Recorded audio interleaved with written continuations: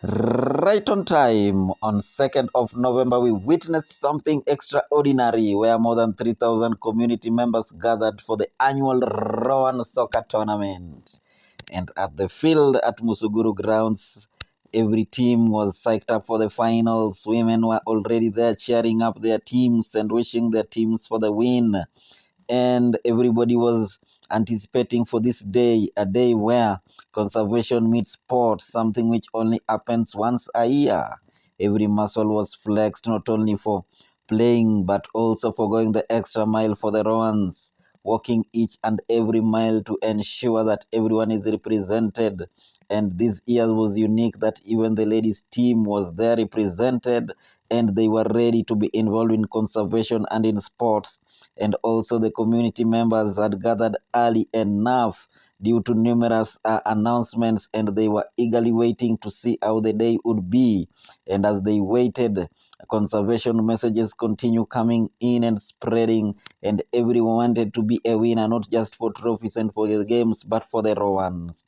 And finally, the ladies' final teams bowed down and heading straight to start their match, where the netball finals were supposed to kick off, and that marked the beginning of a much anticipated Rowan soccer tournament. And the men's team finals were represented by Obama FC, meeting with Ratworo FC, which were the previous tournament favorites, and a group that has formed more than 4 Rowan satellite committees within the award area of Central Alego. Ladies and gentlemen, the ladies' finals were great, each and every team shooting, and each and every shot marked the conservation of Roan, protecting the Roan from running into extinction. Young ladies never gave up, showing and telling people that indeed it is good, it is possible to always win the conservation war if we don't quit and if we don't give up. With precision, we entered into the soccer finals. We entered into the soccer tournament, the much awaited game that was anticipated by all and sundry. And during this anticipation, we engaged and cancelled former Rowan poachers during the halftime, offering them alternative means of income generating activities and also encouraging them to abandon poaching. Awareness was raised about the Rowan conservation and the habitat protection. It is during this soccer tournament that we build bridges and promoted peace amongst community members. And every shot done on precision also ensured that every person got to enjoy not only the soccer but also to enjoy the skill in which every player delivered. And it was time to enjoy the soccer.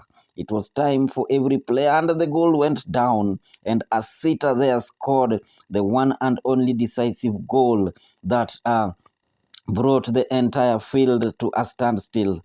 And it is this moment that the whole the whole playing ground was filled with joy, jubilation, and the moment that everyone was anticipating and waiting for.